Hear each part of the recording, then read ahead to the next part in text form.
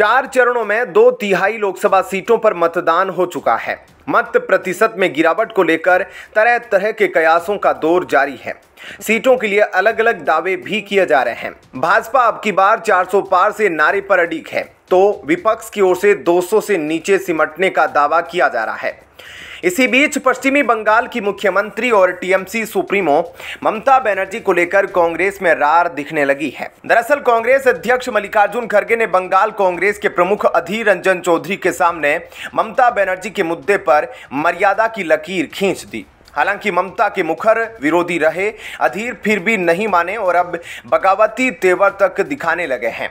दरअसल कांग्रेस के राष्ट्रीय अध्यक्ष खड़गे शनिवार को मुंबई में मीडिया कर्मियों से बातचीत कर रहे थे, तभी किसी पत्रकार ने उनसे ममता बनर्जी को लेकर सवाल कर दिया।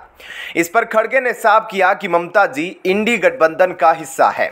वहीं जब उनसे पूछा गया कि टीएमसी को लेकर बंगाल कांग्रेस के प्रमुख अधीर के बयान कांग्रेस नेतृत्व के इस रुख से मेल नहीं खाते, तो खड़गे ने कहा वे फैसला करने वाले नहीं हैं, हम फैसला करने के लिए हैं। कांग्रेस फैसला करेगी, यहाँ आलाकमान है, इसलिए हम जो भी तय करेंगे वही सही होगा।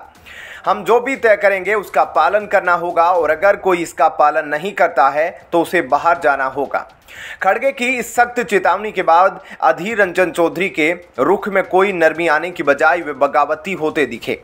कांग्रेस अध्यक्ष के इस बयान को लेकर जब अधीर से पूछा गया तो उन्होंने कहा कि वे बंगाल में कांग्रेस को बर्बाद करने वाले किसी भी व्यक्ति के साथ सहानुभूति नहीं रख सकते। अधीर चौधरी ने पत्रकारों से कहा, मैं पार्टी के एक सिपाही के रूप में इस लड़ाई को रोक नहीं सकता। टीएमसी के खिलाफ मेरी लड़ाई एक वैचारिक लड़ाई है, यह कोई निजी लड़ाई नहीं है। बंगाल में हम पार्टी को बचाने की कोशिश कर रहे हैं। बीजेपी और टीएमसी दोनों एक साथ है। वे बंगाल में एक दूसरे के साथ मिलकर राज्य में चुनाव को 2 पार्टियों वाला बनाना चाहते हैं। इससे पहले अधीर रंजन चौधरी ने ममता बनर्जी के उस बयान पर सख्त प्रतिक्रिया दी थी जिसमें टीएमसी सुप्रीमो ने कहा था कि अगर इंडिया गठबंधन की सरकार बनती है तो टीएमसी बाहर से समर्थन देगी। इस पर अधीर ने शुक्रवार को कहा था, मुझे उन पर भरोसा नहीं, वे इंडिया गुट से अलग है। अब वे हमारे साथ मिलने की कोशिश कर रही है क्योंकि उन्हें एहसास है कि हम राष्ट्रीय स्तर पर मजबूत हो रहे हैं।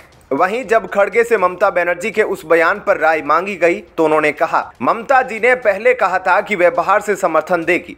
अतीत में भी इसी तरह की मिसालें हैं। 2004 में यूपीए सरकार को कम्युनिस्टों ने भी बाहर से समर्थन दिया था, लेकिन उसके बाद ममता जी ने यह भी कहा कि वे इंडिया सरकार का हिस्सा होगी।